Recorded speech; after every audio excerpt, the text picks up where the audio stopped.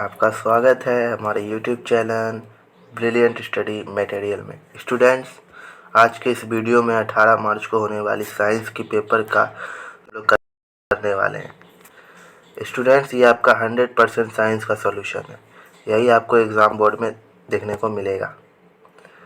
Student, ये आपका science का सेट बी है, जिसमें हम लोग साइंस का पेपर देखेंगे। सेट बी का आइए देखिए, आपको वहाँ एग्ज़ाम पेपर में 2 घंटे मिलेंगे, जिसमें आपको पूर्ण मार्क 50 का है और ये विज्ञान का पेपर है। यहाँ से आपको पूरे 50 मार्क्स मिल जाएंगे। स्टूडेंट, आप बेफिक्र होकर पूरे वीडियो को ज़रूर देखिएगा और ज़रा सा भी संकोच ना कीजिएगा कि ये पेपर आएगा कि नहीं। ये 100% सोल्यूशन मैं आपको दे रहा हूँ, 100% सोल्यूशन। चलिए स्टूडेंट्स, हम आगे देखते हैं। यहाँ आप अपना नाम भर दीजिएगा, यहाँ वर्ग क्रमांक, यहाँ विद्यालय का नाम, यहाँ प्रखंड, यहाँ आपको भरना है संकुल का नाम, जिला। और ये आप अपने आप, ये आपको नहीं भरना है, ये आपको टीचरगण बताएंगे। यहाँ पर ये आप दिमाग मत लगाइएगा। चलिए हम आगे चलते हैं।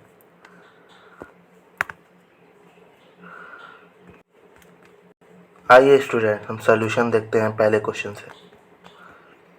स्टूडेंट्स, पहला क्वेश्चन है आपका, कोष्ठक में दिए गए शब्दों में सही शब्द चुनकर रिक्त स्थानों की पूर्ति कीजिए। स्टूडेंट्स, ये आपके 10 नंबर आपको दे करके जाएगा। आइए इसको हम सही सही भरते हैं। रिक्त स्थान में कौन सा वर्ड सही होगा। इसमें आपको 2 विकल्प भी दिए गए हैं, देखिए।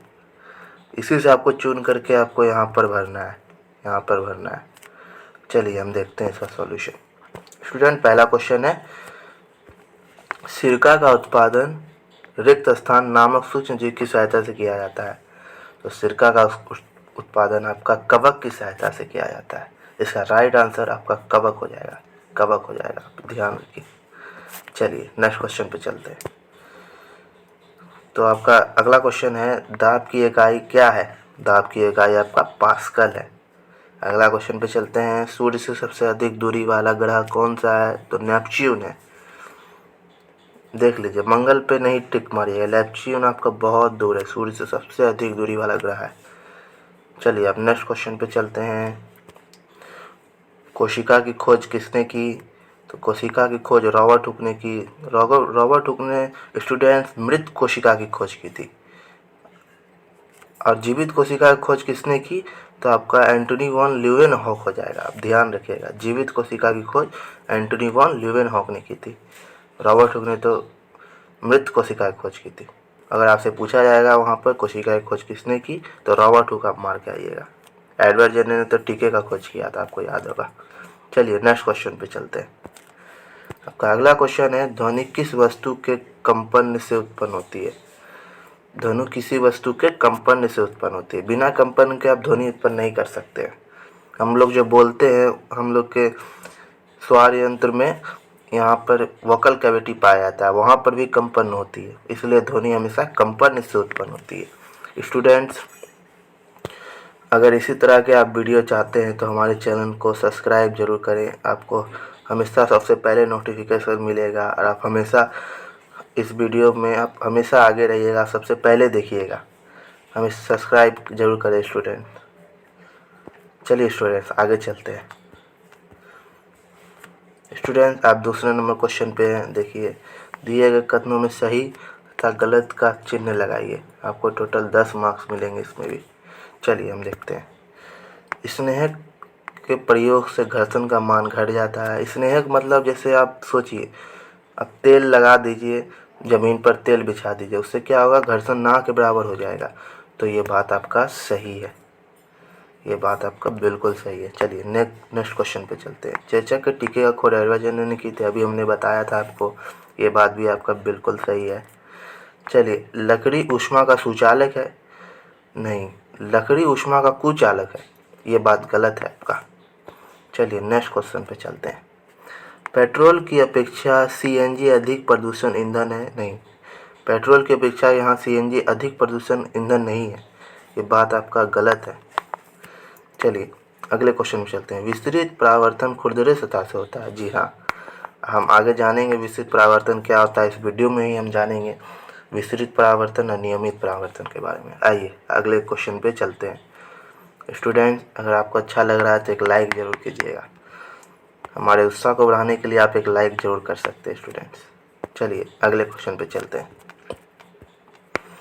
स्टूडेंट, आपका क्वेश्चन 3 में हम आ चुके हैं। स्तंभ ओ का उपयुक्त मिलान स्तंभ ओ से कीजिए। यहाँ भी आपको 10 मार्क्स मिल जाएंगे स्टूडेंट्स। चलिए देखते हैं, हम मिलान करते हैं। आइए स्टूडेंट्स, आपका हार्वेस्टर हो जाएगा फसल कटाई का यंत्र। हार्वेस्टर से किसान लोग फसल की कटाई में उपयोग करते हैं। आंतरिक ग्रह आपका हो जाएगा मंगल। आंतरिक ग्रह कौन कौन सा है? तो मंगल के अंदर जितने भी ग्रह हैं सब आंतरिक हो जाएंगे। देखिए मैं आपको बताता हूँ, बुध, शुक्र, पृथ्वी और मंगल और आपका ये मंगल, ये सभी आंतरिक ग्रह में आते हैं। चलिए आगे चलते हैं। आपका राइजोबियम हो जाएगा नाइट्रोजन स्थिरीकरण। पृथ्वी का उपग्रह आपका हो जाएगा चंद्रमा। पृथ्वी का एकमात्र उपग्रह आपका चंद्रमा है। थर्मामीटर से आप पारा या मरकरी कहते हैं या नापते हैं, इसमें पारा होता है। चलिए अब अगले क्वेश्चन पे चलते हैं स्टूडेंट्स। अगर आपको ये वीडियो अच्छा लगा तो अपने दोस्तों में शेयर ज़रूर कीजिएगा और एक प्यारा सा कमेंट ज़रूर लिख कर भेजिएगा, थैंक्स। हमें बहुत अच्छा लगेगा स्टूडेंट्स। और अभी तक इस चैनल को सब्सक्राइब नहीं किए हैं तो सब्सक्राइब जरूर कर दीजिए स्टूडेंट्स। चलिए हम अगले क्वेश्चन को देखते हैं। स्टूडेंट्स, ये आपका लघु उत्तरीय प्रश्न है। ये आपको 50 शब्दों में उत्तर देना है, जिसमें आपको 2 क्वेश्चन करने होंगे, जिसमें आपको 10 मार्क्स मिलेगा। ये अथवा का मतलब है स्टूडेंट, आपको दोनों में से कोई एक ही करना है। आगे आपको नीचे ख भी मिलेगा, उसका भी हम सॉल्यूशन करेंगे। हम दोनों क्वेश्चन का सॉल्यूशन करेंगे स्टूडेंट, लेकिन आपको वहाँ पर किसी एक को ही बना करके आना है, या तो ये या तो ये। आपको जो पसंद है वो बना लीजिएगा। आइए मैं दोनों का सॉल्यूशन कराता हूँ। तो पहला क्वेश्चन है आपका, धारा रेखीय आकृति से क्या समझते हैं? हवाई जहाज की आकृति या नाव या जहाज को विशेष आकृति क्यों प्रदान की जाती है? आइए हम इसका सॉल्यूशन करते हैं। स्टूडेंट्स, धारा रेखीय आकृति से आप क्या समझते हैं? देखिए यहाँ क्वेश्चन लिखा हुआ है, आइए हम इसका उत्तर देखते हैं। घर्षण केवल जमीन पर ही नहीं होता, या पानी या हवा में नहीं होता। पानी में तैरते समय व्यक्ति के हाथ और पैर दोनों जीर लगाकर पानी को काटा जाता है। तैरते हुए व्यक्ति आगे बढ़ा जाता है। नाव, जहाज, हवाई जहाज की आकृति मछली की आकृति सी बनाई जाती है। इससे इन्हें पानी या हवा में आगे बढ़ने में आसानी होती है। जी स्टूडेंट, ये आपका राइट सॉल्यूशन है। ये आप बिल्कुल हूबहू आप वहाँ एग्ज़ाम में लिख करके आ सकते हैं। चलिए नेक्स्ट क्वेश्चन पे चलते हैं। यहाँ आपको 100% सॉल्यूशन कराया जा रहा है। आपके बोर्ड एग्ज़ाम में ये 100% देखने को मिलेगा क्लास 8 का। चलिए दूसरे क्वेश्चन पे चलते हैं हम। किशोरावस्था बाल्यावस्था से किस प्रकार भिन्न है? तो आइए इसका उत्तर देखते हैं। बाल्यावस्था किशोरावस्था के पहले की स्थिति है, मतलब किशोरावस्था के जस्ट पहले की स्थिति बाल्यावस्था है। बाल्यावस्था में बालक पूर्णतः अपने अभिभावक के ऊपर निर्भर होता है। वह जीवन का कोई भी काम अपने स्वयं नहीं कर सकता। हाँ, खिलौनों में से वह स्वयं खेल अवश्य लेता है। किशोरावस्था में किशोर कुछ स्वावलंबी हो जाते हैं। यहाँ तक आप लिख लीजिएगा स्टूडेंट, ये आप छोड़ दीजिएगा, आप यहाँ तक पूरा लिख लीजिएगा, आपको टोटल मार्क्स मिल जाएंगे। आपको दोनों में से कोई एक ही करना है, ये बात ध्यान रखिएगा। चलिए हम अगला क्वेश्चन पे चलते हैं। स्टूडेंट्स, अब अगला क्वेश्चन पे देखने वाले हैं, नियमित एवं विशेष परावर्तन में अंतर किरण आरेख की सहायता बताइए। मैंने बताया था ना आपको, इस वीडियो में हम जानेंगे नियमित और विशेष परावर्तन क्या होता है। तो चलिए हम इसको देखते हैं। और अगला इसके बाद का क्वेश्चन है, हमें जैव विविधता का संरक्षण क्यों करना चाहिए। स्टूडेंट, आपको एग्जाम में कोई एक ही करके आना है, मैं आपको दोनों का सॉल्यूशन कराता हूँ। आइए देखिए, नियमित एवं विशेष परावर्तन में अंतर, या फिगर बना करके दिखा दीजिएगा अंतर, और आरेख की सहायता से दिखाइए। तो आरेख बनाने के बाद स्टूडेंट आपको यहाँ लिखना होगा, हमेशा आप नोट कीजिए, यहाँ पे आपको नाम लिखना होगा। ये जो टीचर आपको फुल मार्क्स नहीं देते हैं, ये ज़रूर लिखिएगा डायग्राम बनाने के बाद। देखिए नियमित परावर्तन में ये डायग्राम में देखिए, आप सीधा किरण आ रहा है और फिर परावर्तित हो जा रहा है इसी माध्यम से। देखिए आ रहा है, परावर्तित हो जा रहा है। ये नियमित परावर्तन है, ये नियमित परावर्तन है। ये अभिलंब खींचा गया है स्टूडेंट, ये अभिलंब है, ये अभिलंब खींचा गया है। इसी तरह आप बना दीजिएगा। ये खुरदरी परावर्तन है। इसमें कैसे भी सूर्य किरण आया, कैसे भी विक्षेपित हो गया, इधर से आया ऐसे चला गया, इधर से आया ऐसे चला गया, ऐसे आया ऐसे चला गया। स्टूडेंट इस प्रकार आप बना लीजिएगा। ये डायग्राम बिल्कुल ईजी है। चलिए हम अगले क्वेश्चन पे चलते हैं। हमें जैव विविधता का संरक्षण क्यों करना चाहिए? बहुत जरूरी है, जैव विविधता का हमें संरक्षण करना चाहिए। क्यों करना चाहिए, आइए हम इसका सॉल्यूशन करते हैं स्टूडेंट्स। जैव विविधता हमारे राष्ट्रीय परंपरा का एक भाग है, इसलिए हमें इसका संरक्षण करना चाहिए। अगर हम, आप आगे लिख सकते हैं, अगर हम इसका संरक्षण नहीं करेंगे तो आने वाली पीढ़ी इसको नहीं देख पाएंगे, क्योंकि ये आगे चलकर विलुप्त हो जाएंगे, जिससे हमारी भावी पीढ़ी को ये देखने को नहीं मिलेगा। इसलिए हमें जैव विविधता का संरक्षण करना चाहिए, क्योंकि ये भी पर्यावरण के लिए उतनी ही ज़रूरी है जितने कि अन्य कारक। इस प्रकार आप लिख करके पूरे मार्क्स पा सकते हैं, 50 में 50। चलिए स्टूडेंट, जो मैंने कहा वो भी आप लिख दीजिएगा तो आपको पूरे मार्क्स मिल जाएंगे। एक सेकेंड स्टूडेंट्स, आइए अगले क्वेश्चन पे चलते हैं। क्वेश्चन नंबर 5 है दीर्घ उत्तरीय प्रश्न। लगभग 100 शब्दों में आपको इसका उत्तर देना है, और ये एक क्वेश्चन आपको सिर्फ 10 नंबर दे के जाएगा। आइए हम दोनों का सॉल्यूशन करेंगे, लेकिन मैं फिर से बता रहा हूँ आपको, कोई एक ही वहाँ पे बना के आना है। यहाँ अथवा का मतलब होता है स्टूडेंट कोई एक ही बनाना है। चलिए देखते हैं।